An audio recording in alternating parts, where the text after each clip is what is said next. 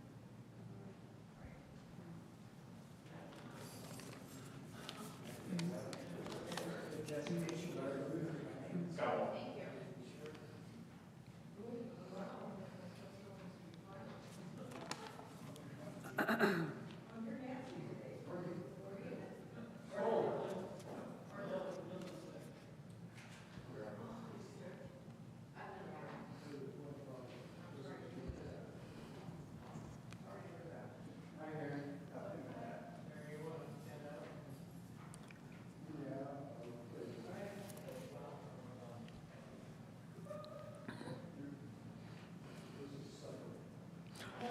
Good evening. Welcome to Aldersgate United Methodist Church. I'm so glad you're joining us tonight for our presentation. This is our 6th presentation in our series that we've been doing this year.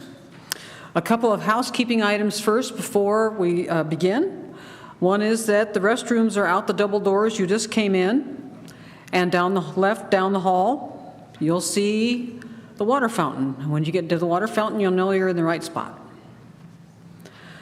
Also, you notice that there are emergency exits on every wall in the sanctuary, not that we expect that we're going to use it, but just in case. And you're welcome to bring in your coffee cup, your water glass, your cookies.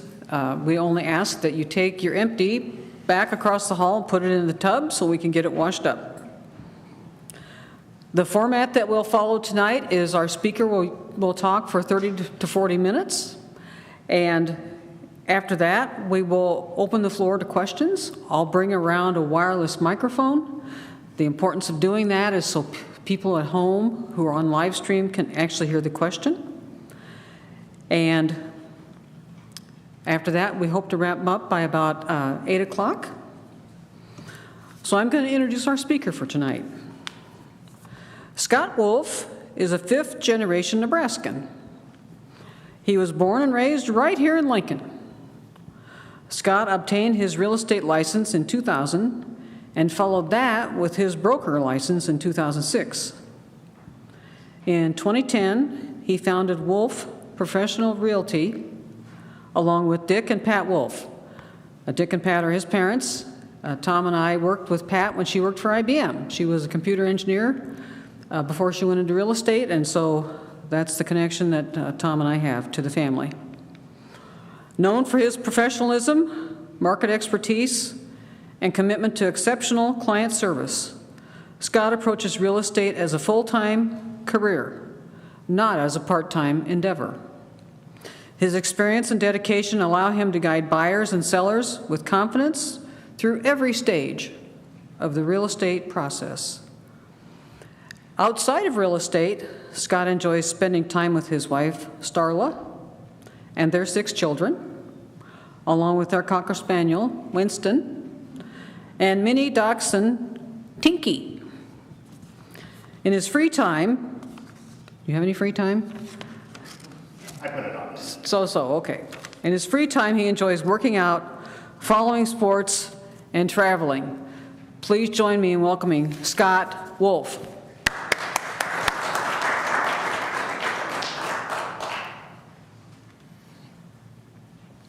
So talking about owning a home, I usually start with any new client, I start with an interview. And it's kind of a choose your own adventure book if anyone's around my age, or a flow chart that once people start telling me about their situation and what they're looking for, then I kind of go down a path with them. So I'm going to kind of start off with a part of my interview that I start with any new client. First question I usually ask them is, have you owned a home before? And if they say they have, then I move on, do you have a home to sell? And if they have a home to sell, then we kind of go down a path of saying, do you want to use those proceeds to buy the next house? The next question would be, if you're a first-time home buyer, and I love working with first-time home buyers, and a first-time home buyer, kind of start with the process. And you learn of what they're looking for, kind of walk them through the financing needs, and go along that. And I'll talk through that today about what to do with a first-time home buyer. Other questions I ask is, do you have special needs? Sometimes someone will want to be a certain area of town. Maybe someone works at Huddle downtown and they want to have a condo downtown, or they work at Huddle downtown and they want to be as far away from work as they can get. And so that's kind of what we're looking at when we get to the home search process of what are your special needs. Maybe you want to be close to a bus station or something along those lines that will help with your needs. I have questions that people ask me just about every single day. And one of the first questions is how is the market?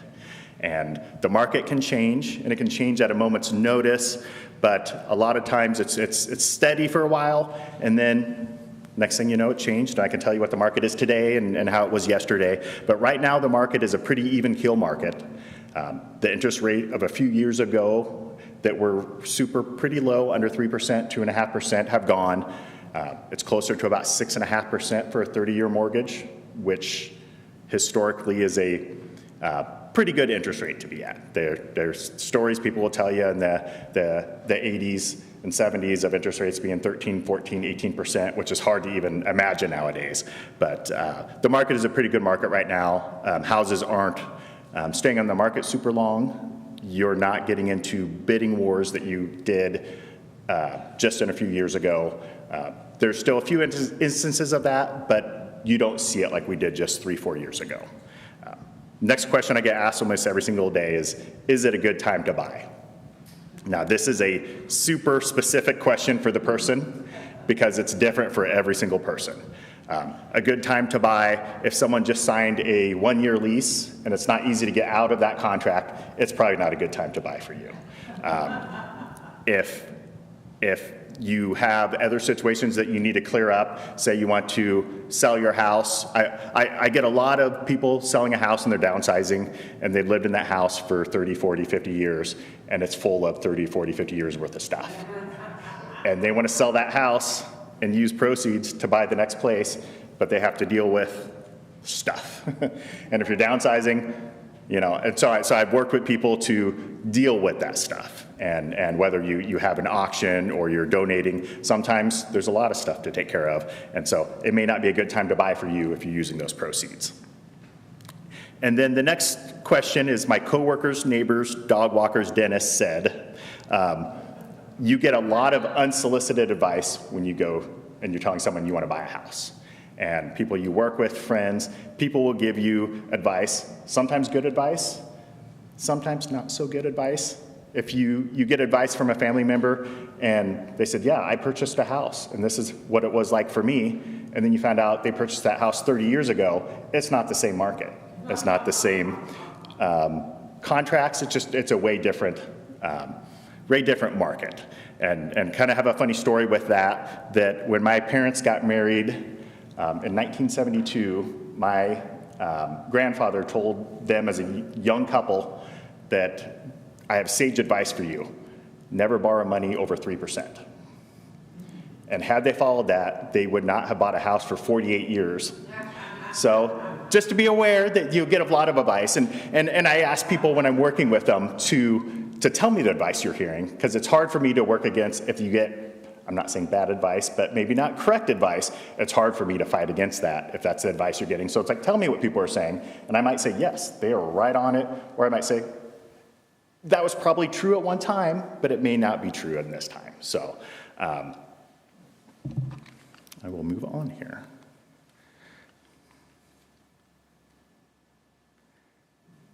Oh, and that was my first slide. So my next slide is why buy a home? Home is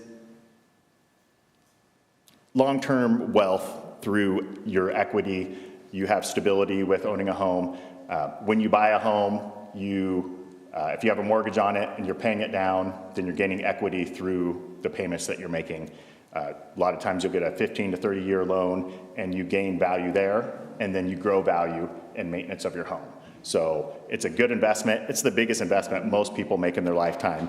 Home ownership has always been a good investment, in I guess my biased opinion, but it's been a good investment for most people.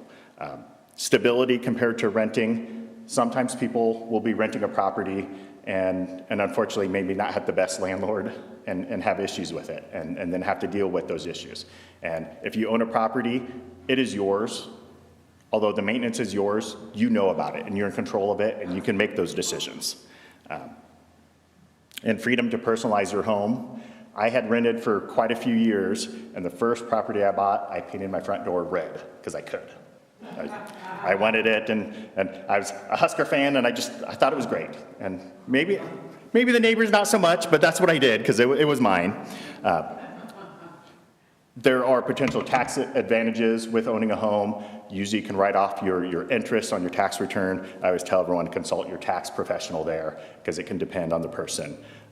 But real estate is a long-term investment.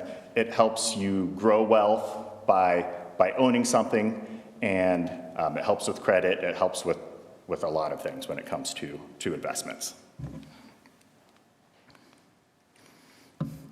The next two slides I'll kind of probably put together, but talking about the importance of credit scores. So especially first-time home buyers, knowing what your credit score is can help quite a bit. I could probably talk for a whole another hour alone just on credit scores and everything that they're used for. They're used for insurance, they're used for jobs. There's a laundry list of stuff your credit score is used for.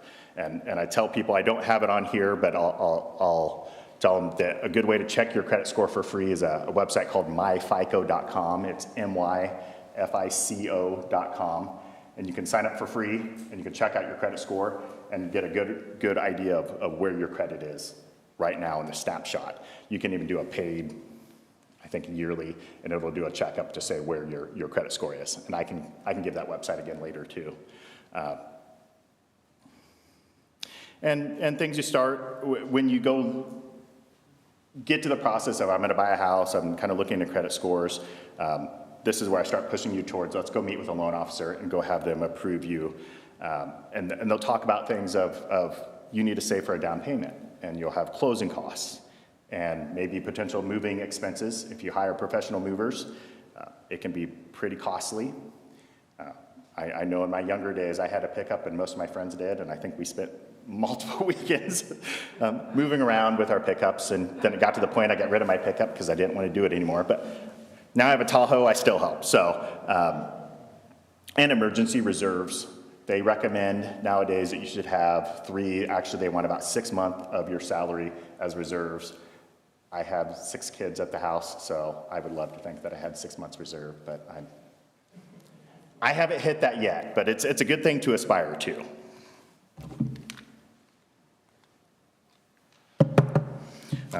So financing, so you go meet with that loan officer, and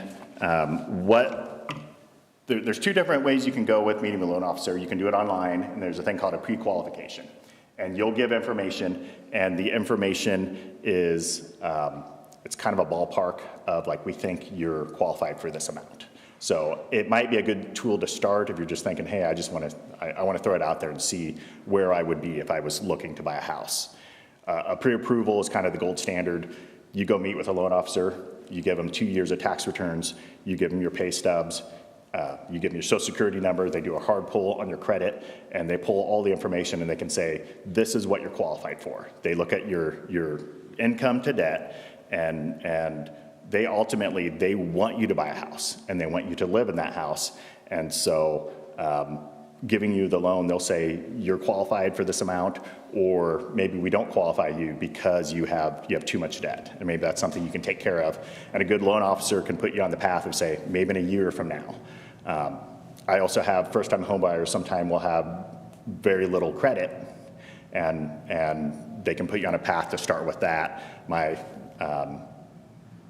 stepson and my son, we got credit cards and just a very small amount, and we have them put all their gas and everything on it and pay it off right away.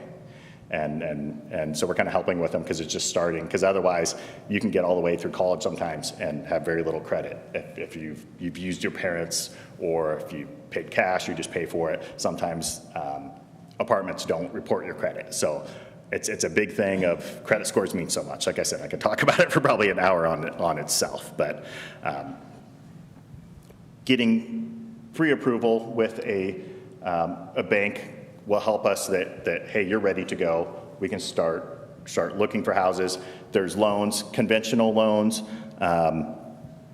typically have 20% down when you're buying a house with a conventional loan. FHA, NIFA, home buyers assistance, where for first-time home buyers, they look at how much you're making if you qualify for it. Sometimes they're 3.5% down. Sometimes they'll even lend you the down payment, which is enormous. VAs are for veterans, which are great loans. They're summable. There's a lot of positive there. USDA loans aren't just for beef. They are for helping people live in small towns. And if someone wants to live in a small town, and when I say small towns, I'm not saying like Seward. I'm saying like, I'm trying to think, just a random small town. I think Denton might even be too big, but it's a certain amount. It's a fairly small towns, but Denton could be one where they want people to live in these small towns because they don't want them to just disappear, and want people out there on the ranches and farms and everything along those lines. Like I said, the documents, they'll talk with you, but it's like 2 years tax returns, your pay stubs, any credit that you have, and then they pull your credit is what they do for the pre-approval process.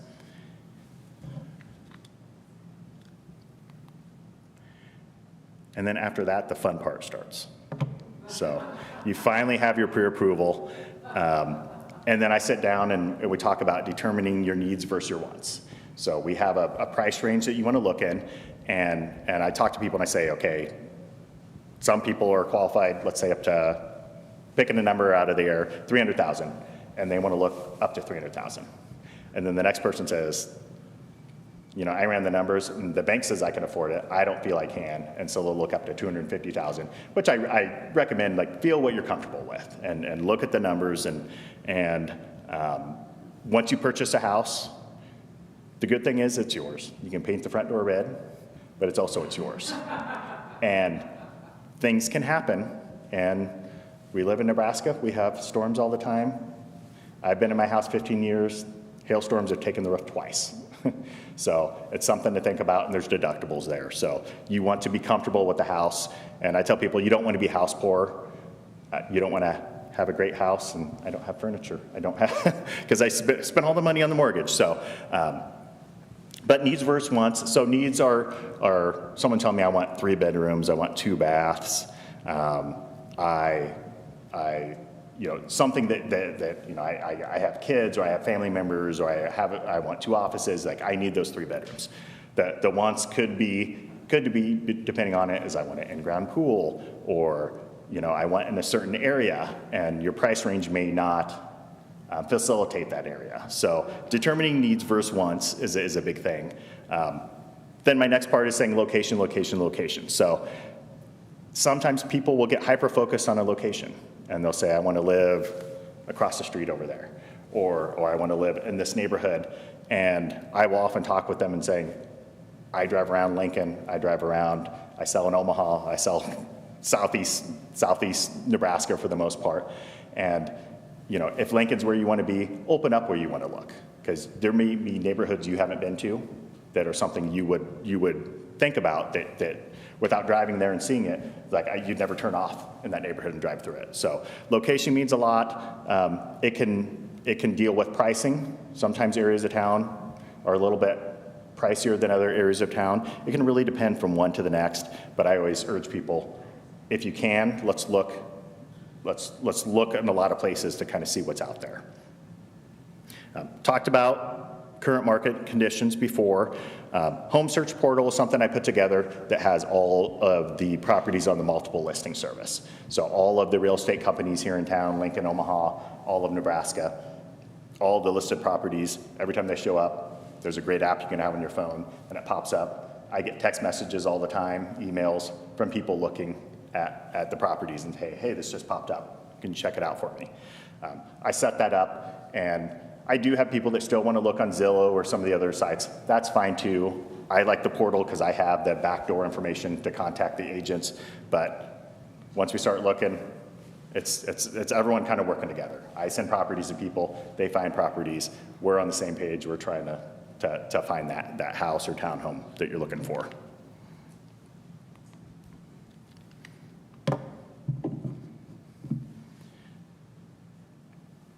So we've been looking for a little while, and in this scenario, we found the house. And we're gonna go make an offer on that house. And so how offers are kind of structured is I look at condition, location, price of a property, and time on market can be too. I'll pull up comps of other properties that have sold that are similar. It's an interesting thing of pulling up comps, because like I said, there could be 10 houses that were built identical, but this is 30 years later. What's a comp? So a comp is a comparable sale. So a house is similar to just sold.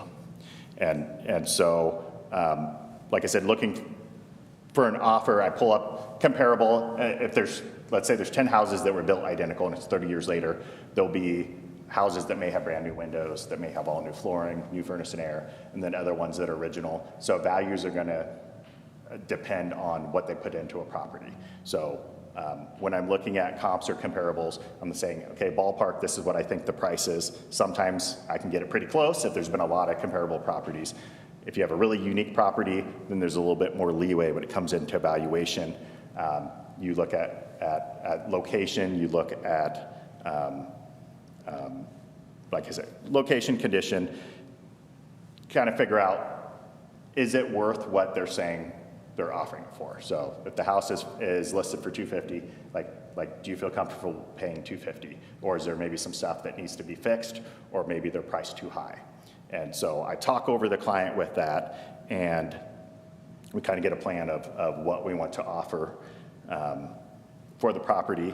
And I'll skip down a little bit, negotiating strategies of, you kind of negotiate twice nowadays when you go purchase a house. So first you have the value that you want to offer, and then you have inspections. And with the inspections comes kind of a negotiating again, because you get your inspections, and let's say you do inspections on a house and it's a perfect house, which never happens. And you say, hey, I'm gonna go ahead, I wanna buy the house. But you do inspections and you find something that is pretty significant, pretty high dollar item, then you go back to negotiating again. And you negotiate of, I want you to fix that item, or I want you to give me money for the item, or I'm not gonna buy the house. And so it's kind of two-step negotiation, so it's not just one. So you kind of start off with the price, and sometimes the price you start with, if you know that there's issues. I've walked up to houses and I can tell the roof is bad from the street. I'll say, okay, whatever we do, we know that roof is bad already. And so we either are gonna want them to reduce the price to replace the roof, or we need to take into account you're gonna have to put a $10,000 to $12,000 roof on the property. With negotiating strategies, I've been doing this for 25 and a half years.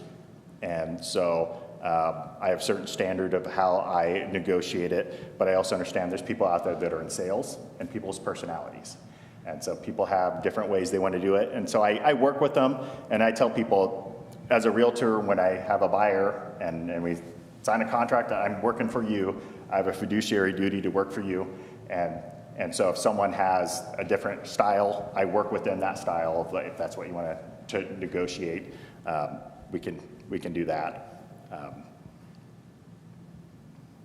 And so talking about earnest money within the contract. So let's say we write an offer, let's say that's a nice house and it's asking $250,000 and we offer $250,000.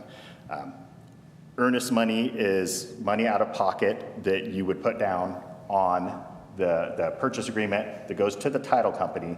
It's basically saying, I have skin in the game, I'm putting some money down, I intend to buy this house. And that money goes to a title company, and it's held there to ultimately for closing, if we get to closing, and it's just a credit, like kind of, it's almost like your first down payment on the house.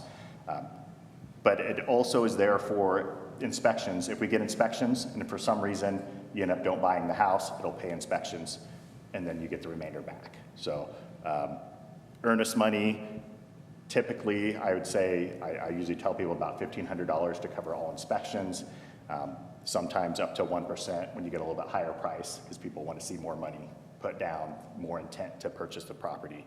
But it's $1,500 to 1% is usually what I recommend for earnest money. Common contingencies that you write into, so it's like the offer is contingent on this. The first one is financing, so your loan.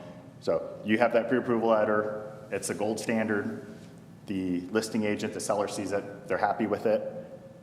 Your company shuts down, you lose your job, something unfortunate. You can no longer qualify for that loan. You can no longer buy that house. They can't force you to buy a house that you can't, unfortunately, you can no longer get that loan. Other contingencies in offers is inspections, that we have our contracts structured that you get an offer accepted, so your first negotiating phase, and then you have 14 days to do any inspections you want. And so you don't need an okay from the seller, as long as you're not damaging property, you did any inspections you want. And then you would give them a report saying, I want you to repair something, I want you to reduce your price. I'm gonna take the property as is, or there's too much work here, I'm gonna move on. And then another contingency is the appraisal, and I'll talk about that here in the next slide. Oh, and a home to sell. If you do have a home to sell, you can write a offer contingent on your home selling and saying, all my funds are in my house, and so I'd like to purchase yours, but it's contingent on that one selling. So that's another common contingency that we have.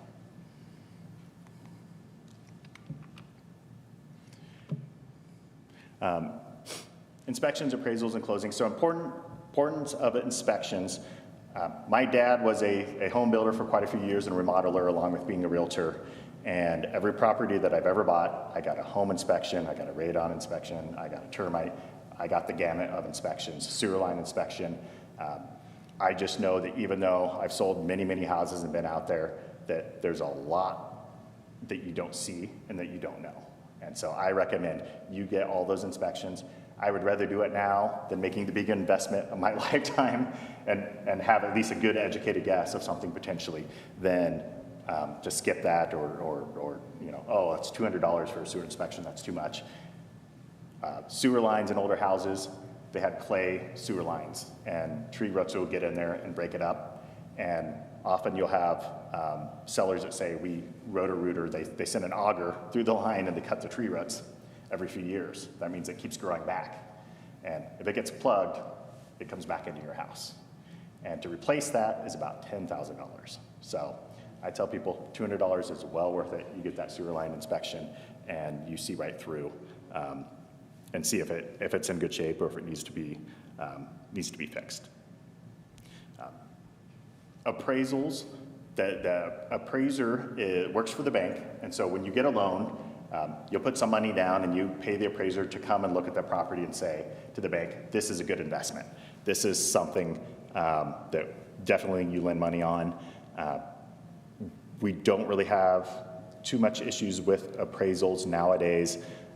Sometimes when it's a tighter market. In 2007, there was a housing crash, and appraisals were hard to come by to have a good appraisal. I'd sell a house for $125,000, and the appraiser would come in and say it's worth $120,000.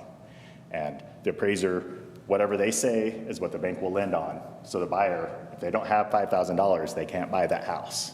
And so it's good to have a market where the appraisals are matching up with what contracts are, and saying, hey, to the bank, hey, this is a good investment, go ahead and make that loan.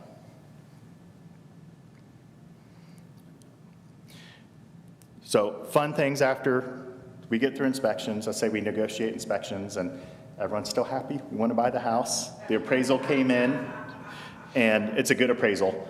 And so then we're just waiting till closing. And so your final walkthrough is usually sometimes a few days before, sometimes just the night before walking through.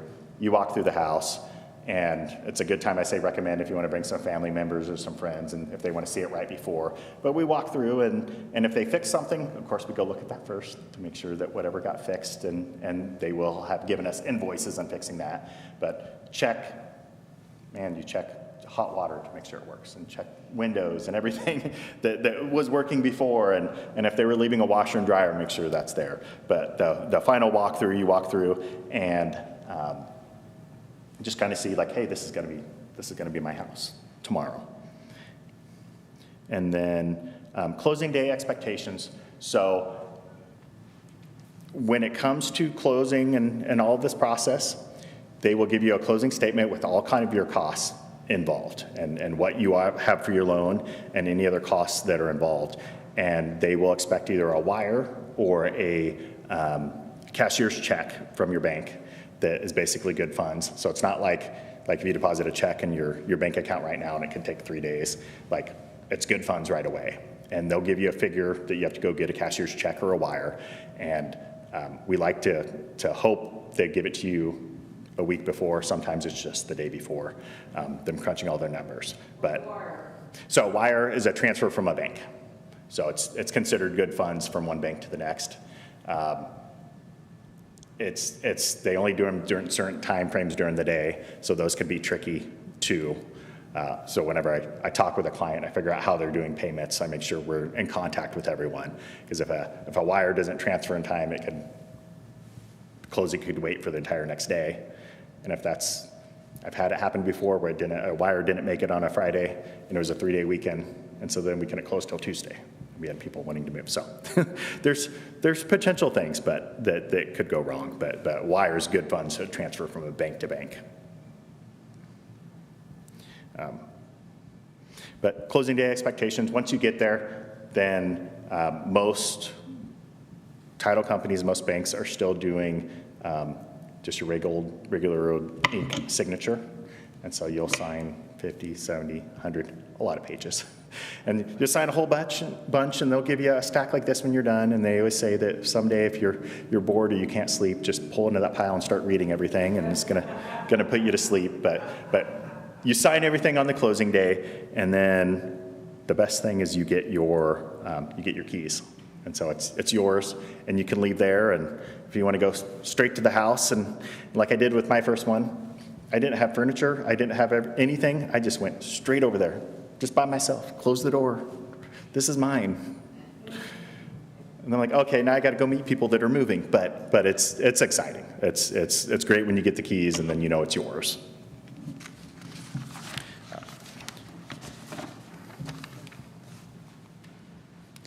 So this is, I actually have a lot of sheets of common mistakes to avoid, but the first thing I said, shopping outside your budget. So when I said earlier, when you get pre-approved for amount, like figure out when you have your payment information there, look at that and go, is this workable? Is this workable that I'm going to pay utilities and you may want to purchase new stuff for your house? Is this workable? It was, like I said, leading up into the housing downturn in 2007, 2008, we had a thing that people were house poor. They had loans where you could borrow 100%, and they'd buy these big houses, and then you'd walk in and there was no furniture because all their money went into buying this house. And so find a budget that works for you. Making large purchases during escrow. So often people will buy a house, same thing along like I just said about furniture, and think, man, I need a couch, I need a TV, and they'll go up to Nebraska Furniture Mart, and Nebraska Furniture Mart will give you 18 months, 0% interest. It's awesome. Problem is that goes on your credit report, and if you haven't closed on the house first, it can ding your credit enough and knock you out so you can't even buy the house because you applied for this credit.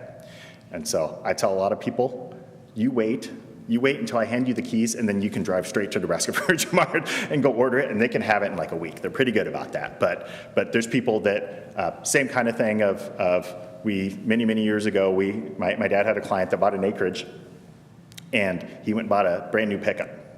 Luckily, we could still make it work, but he bought it right in the middle of that because he's like, I have an acreage, I need a pickup. Other mistakes people make sometimes are ignoring inspection issues. You go through and you get the inspection, and there may be some potentially, or you think that are minor things that need to be fixed. The problem is that people accept things from the inspection. The likelihood they fix them is probably about 50-50. That if they don't fix them right away, you're going to move in and you're going to forget about it. And so I tell people a lot of times, if there's something on the inspection report that you're accepting and then wasn't fixed, or they reduced the money, schedule it to be done right away. Because if not, you'll forget about it, and it could cause you issues down the road. Waiting too long to get pre-approved. So when I have clients that I'm working with and I start showing them properties, I really want them to have pre-approval right away. Because my issue with that is if you find a property that you like and you don't have a pre-approval letter, I can submit an offer all day long, but there's nothing to say to the seller that you can afford it.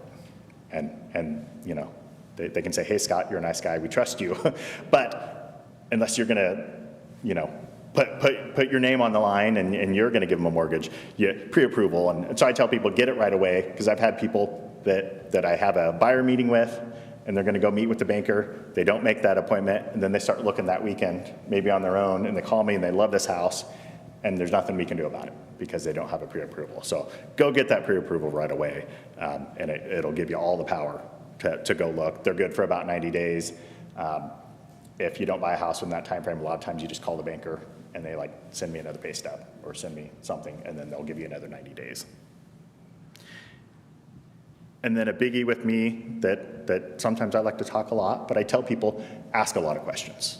If I say something and it doesn't make sense, or you're getting that advice from someone you work with or something else, ask questions or tell me, hey, I heard this advice, or what about this, or I don't understand this. Like, ask questions so you understand the process, because it is a big investment. And there's a lot that goes into it, and I want everyone to feel good about it and feel good about that house that you're making a home.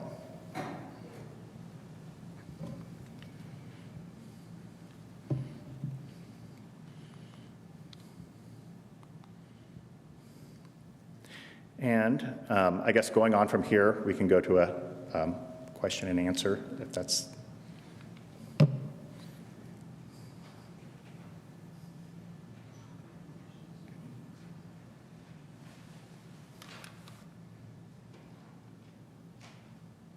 Okay, Larry, I'm coming.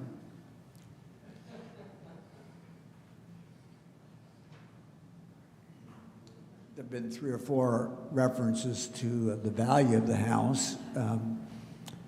One, of course, is the market value. I mean, what does it sell for? Another might be, what does the appraiser, I'm talking about Lancaster County appraisal and the valuation for property tax purposes. I'd like to have you talk about that a bit. There are other ways, I suppose, you could look at what a house is worth, and that is just asking around, because they could say, well, that house is listed for $200,000, but I know it's worth more than that because I can get $250,000 for the house that I've got. You know, that sort of stuff. How do you encourage people to really figure out a combination of those different things, and what do you look for when you try to help a purchaser or somebody selling, what a good price is, whatever that means, but an honest price? There's nothing worse than being out of the ballpark either way. Yeah. So I guess first talking about, so valuation when you come to tax assessment. And tax assessment for the first 10 years I was in real estate used to be low. And it used to be significantly low, and we all liked it. and you wouldn't complain, and they'd bump it up a little bit, and like, oh, that's still pretty fine. And then the values started jumping by leaps and bounds here when interest rates were really low. Properties, I mean, they couldn't keep up with it. And so it was hard because market value is ultimately what someone's willing to pay for a property. And so market value was outspacing what they were saying the appraised values were. And so I'd have appraisals coming in, which majority of the time appraisals come in right at purchase. They're just trying to justify the purchase agreement. And when values were going above and beyond, the appraisal would say it's worth this much, and we still sold it for way over because that's what the market dictated. I do look at the comps, the comparable properties, and say, this is what your house is worth. And when I'm working for a listing, I'll walk through the house. And I do kind of extensive of saying, this is what you've done, this is what you've upgraded since you've been there. And then I look at other similar houses. And so I can kind of get a ballpark of what the valuation is. Looking at the tax assessment. So right now on my house, my tax assessment jumped 10 grand. But my house is worth probably another 25 over that. So hopefully there's no tax assessor listening to me talking right now. But so I look at that, and being a professional, so I know that this time, this is more like it was 15, 20 years ago, that my taxes, you never like it when it increases, but it's still below what I know the market value is for the property. So working with a client, I look through and I look at the comparables. That's the best way to price a property.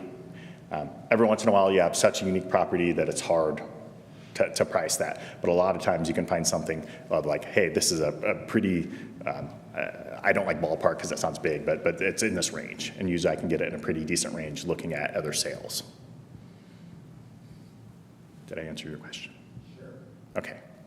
Other questions for Scott? Is there a kind of a general price range for first-time home buyers and houses under 400,000? Or I know it varies a lot by people, but is there kind of a general rule of thumb for? Not really. I mean, I've been in long enough, and I hate to say it, sometimes when I think first-time home buyer, I'm thinking, what I was buying, 25 years ago when I started, and I'm thinking 125, 150, but 125, 150 is probably the 225, 250 now. So a lot of times first-time home buyers, I mean, it can vary, and it can vary on the program that they're using. Yeah, I can say up to 400 with some of them. I've in the last couple years, I've sold first-time home buyers in small towns 140,000, and I've sold them 425. So there's no set first-time home buyer. I guess if you're thinking, maybe if you're thinking age-wise first-time home buyer, someone getting started, maybe they don't have the resources that someone later, but there's people that are waiting to their 30s. The National Association of Realtors, I think, said the average first-time home buyer age was 40 years old last year. So not necessarily a good national statistic, and we're not seeing that here, but that's what it's saying nationwide. 40 years old is what people were before they were buying a house, so they were renting for that long or some other situation. Other questions for Scott?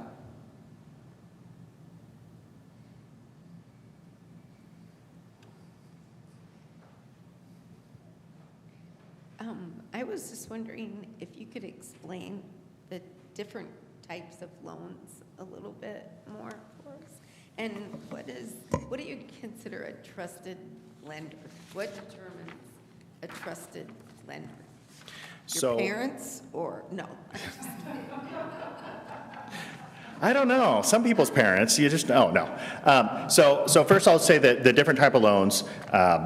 So I put them on there, and then it's kind of a vague explanation because it's a loan officer is going to do a better explanation than I can. But a conventional loan is what you're going to have good to great credit, and typically you're going to have to do 20% down on purchasing a property unless you're a first-time home buyer. First-time home buyers usually will have lower interest rates.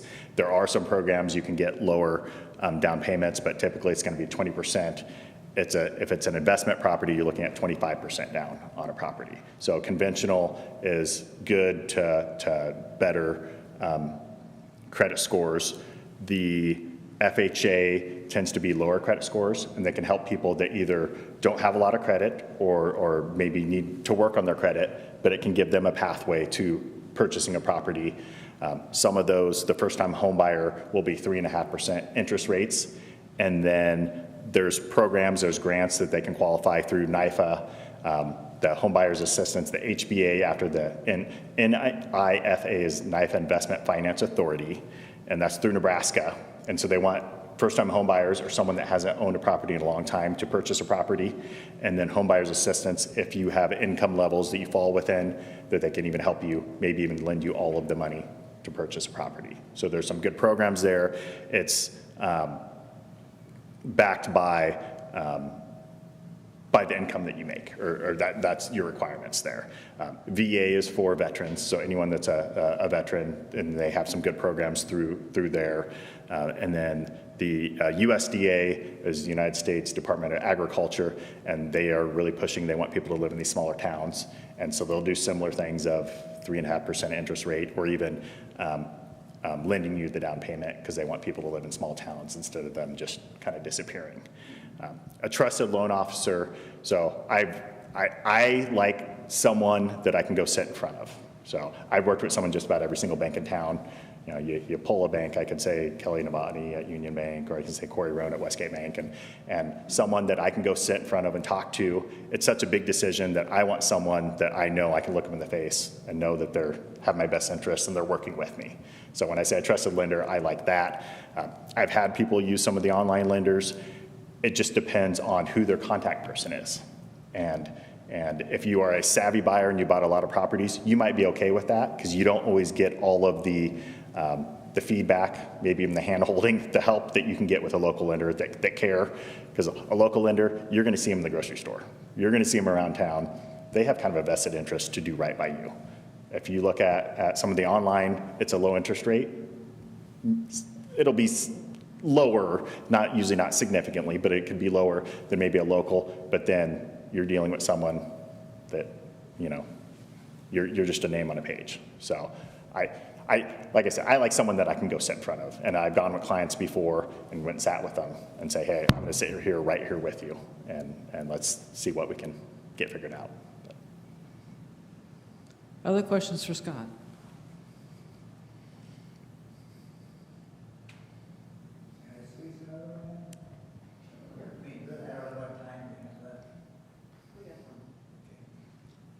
You talk about the importance of credit scores, and I really had not completely understood that because I never had any need to get credit.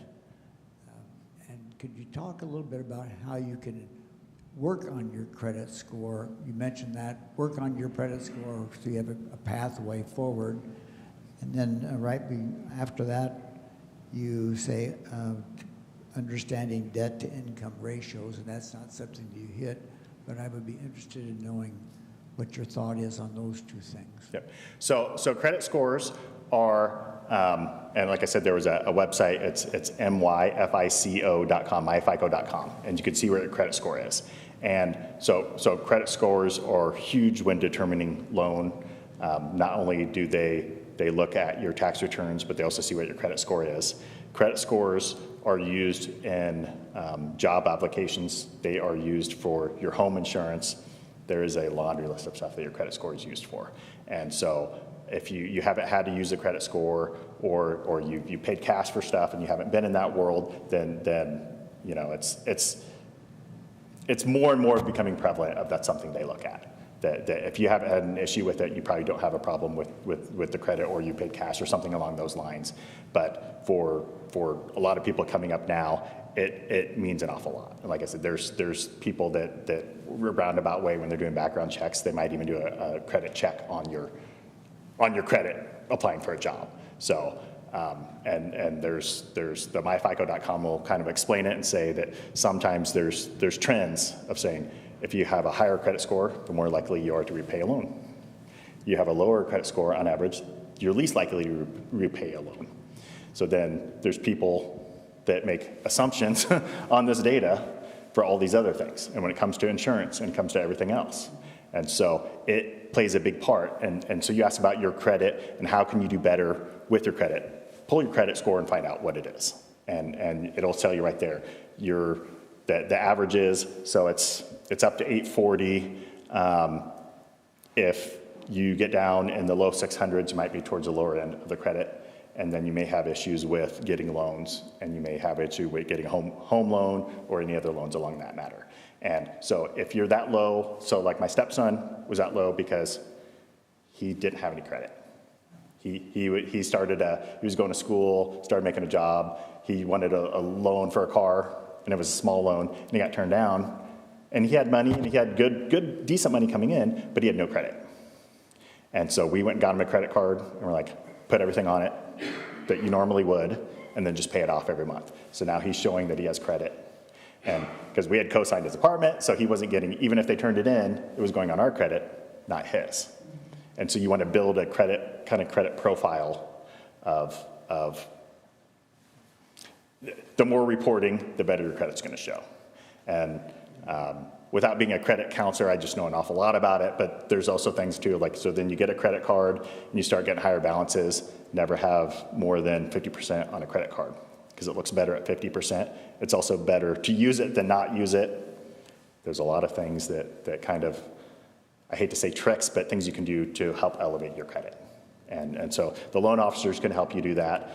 If it's someone that has bad credit because of maybe decisions in the past, then there's also some credit counselors that people can talk to, sometimes free ones too, that will say, hey, let's turn this around. And maybe if you got a bunch of credit cards, they'll do some consolidation and it'll look better because maybe you'll have more room in that one loan than you had on all those credit cards.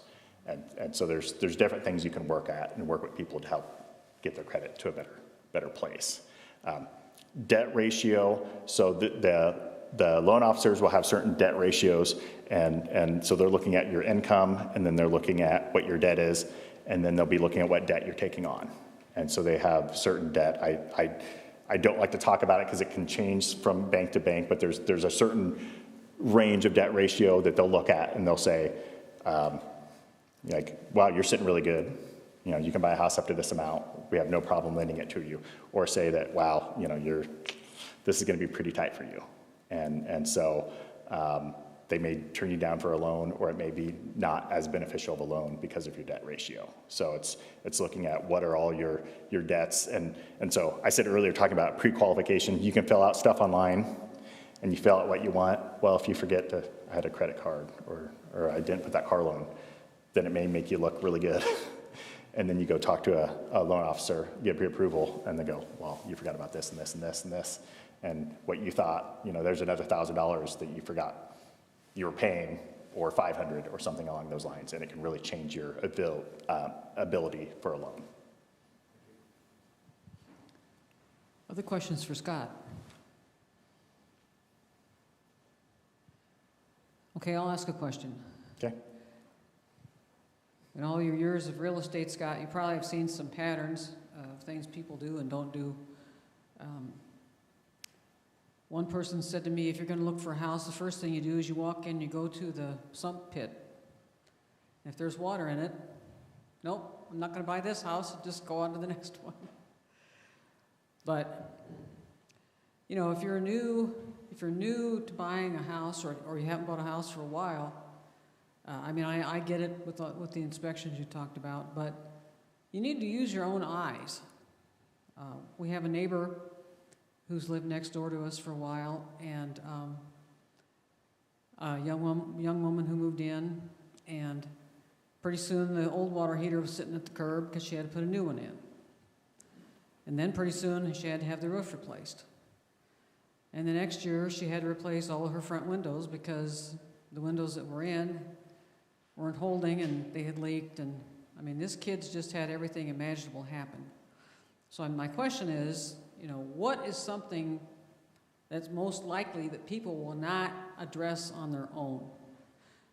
And so when we go in to buy a house, we need to use our own eyes, our own nose for smelling, and so forth, when we evaluate ourselves. I mean, well, I know I can hire somebody to do my radon inspection and so forth, but What other things should I look at to be a wiser consumer?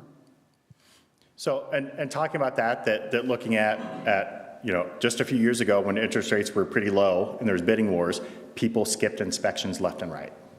And so it's going to come back to bite people here starting now in the next few years when people are selling those houses and moving on, because that's what it was kind of taking in that market, to skip your inspections and pay over asking price. And it was kind of the Wild West in real estate there for a while. But so walking through, and I have this thing, I say it myself, I think I've talked people out of more houses than I have into houses.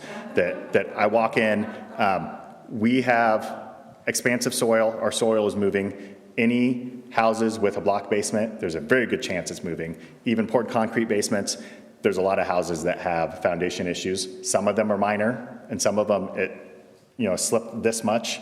And then there's other ones where I talk about the marble test, so you can drop a marble at the front door and it'll go all the way to the back.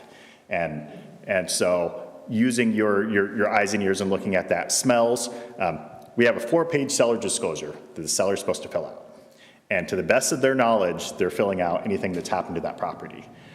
I looked at a house the other day, they'd lived there 53 years, and it's all these little boxes of things that have happened, of had to replace a roof or furnace an air or anything. And then in the end, you have to write anything of I replaced the roof because of the hailstorm. And they had nothing written on the very last page. And so you're telling me for 53 years, nothing has happened to that house? That would be the first house that happened to. And people, I'm not going to say they're not truthful, but they don't always fill everything out on those. They're supposed to. But so you walk through, checking basements, checking smells, checking, if it smells musty is probably going to be that there's moisture. Now, if it's a 100-year-old house, that basement is going to have moisture. That's potential. If it's something newer, then you look at that. I show people to look at grading around the outside of a house, look at the ceilings, walking through, that you can tell stains, and people almost never touch up stains correctly. And you can either see it with UV light, or you can just change your light. I have a bright flashlight that I have, and you can see a stain on the ceiling that may not have been disclosed. So then you start going back, okay, there's a stain on the ceiling. Has the roof been replaced? If it has been, then maybe it leaked before then.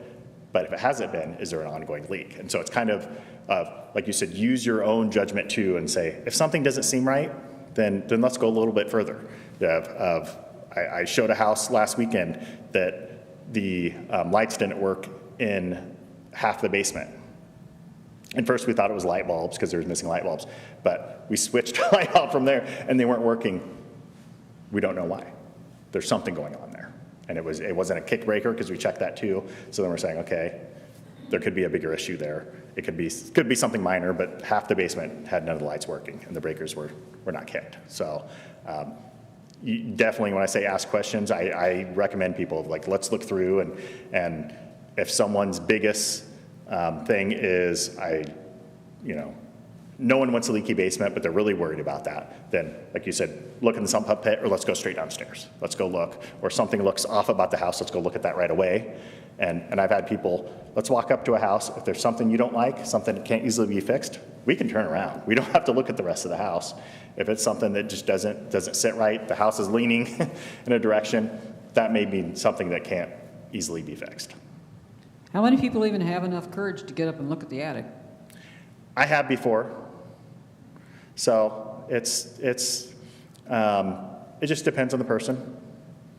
That I don't know. I don't do it as much as I used to, but it's good to look through it. And a lot of that with the home inspectors now, with how they video everything, it's a fairly extensive home inspection that they do that, and they used to go up on the roof and take pictures, and now they do the drone video, and they'll go over and then they'll center over if there's a problem.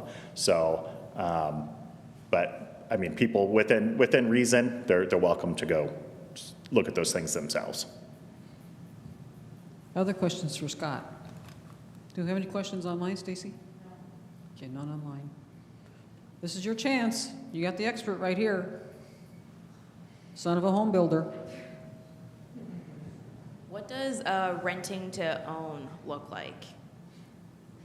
So renting to own is where they will set up a contract, that you rent until, usually there's a balloon payment. So that means you're gonna pay them the rent for a couple years, 2, 3 years, sometimes 5, you pay that, and then they expect that you can get a loan or something at the end of the time and do a balloon payment and pay it off. A lot of times the rent-to-own is a very good situation for the seller and not a good situation for the buyer. Just depending on how the contract is structured, that sometimes you'll put a down payment down and then you'll rent-to-own, and then if you don't end up paying at the balloon at the end, then they just get their house back and some of that money that you paid has gone away. I know it has worked for some, but there's a lot of other ways to sell your house, and that's not always the best way to sell your house. So my personal thoughts on that is I'm always apprehensive when I have a client saying, I'm looking at a rent-to-own. I'd want to know more about it, because there's if they just want their money out of the house, there's easier ways to get your money and quicker ways to get your money. Other questions for Scott?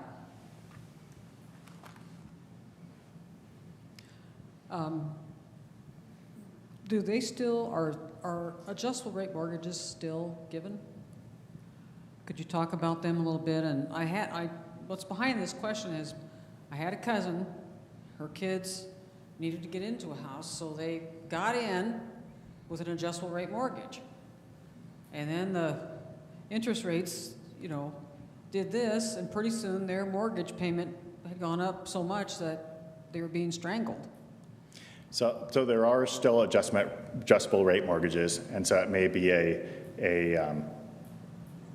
it may look pretty good from the start, but then you have to read the fine print and say where it can go to. And where it can go to could be credit card level rates. And looking at that, it's just, anyone talks about that anymore, I strongly suggest to not do that, even if it's for the sake of you're going to be renting longer, if that's the option you're looking at, just because of the unknown. I mean, it's kind of like a gambling situation. Some articles I've read, and even some people I've talked with, have said, when we got married, then we did the 15-year loan instead of the 30, because by the time we got the house, got married, got into the house, had our kids, by the time we get the loan paid for, that's about the time the kids are going to be going to college. But other people are like, nope, I just want to do it for 30 years because I always going to use the tax write-off. So that's really, if you're looking at, if you do a 15-year loan, you're going to pay, it's going to be a higher rate because you're paying more principal and the interest, but you will pay the house obviously off quicker, but you won't pay as much interest. If you do a 30-year loan, the interest, when it comes due, after you paid over 30 years, you will have paid for the house sometimes 2 to 2.5 times from what you originally paid for it. And a 15-year knocks that down considerably. What I like about the 30-year is it makes it affordable. Often your 30-year loan is going to be cheaper than what rent is. If you look at what rent is nowadays, it's pretty expensive for apartments. And sometimes you can get into a house for the same or less than what you're paying for rent, and you own something. So, if it works out for you, you pay less interest for a 15-year loan. For me, I'm on the other side, and I kick it down the road and have done a 30-year, and I've been in my house for 15, so I probably would have had it paid off by now. But for me, at the situation, it was better to have the loan payment be lower, and I was okay with the interest rate because I knew the value would keep going up, and I could kind of get it on the back end when I sell it someday.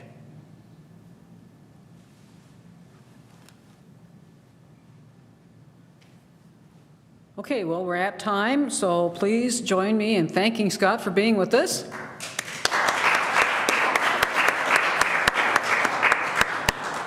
And I will tell you that we will meet again next month.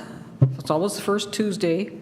I don't remember the exact date for July, but we will have a CPA here who will be talking with us.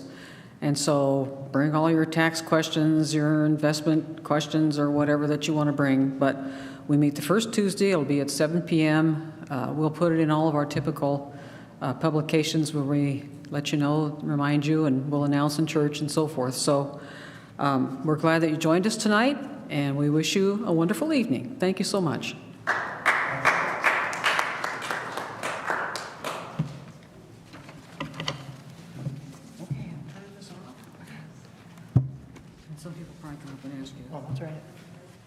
Exactly, that's why you. Oh, yeah, make absolutely. investment, Yeah. Absolutely. Okay.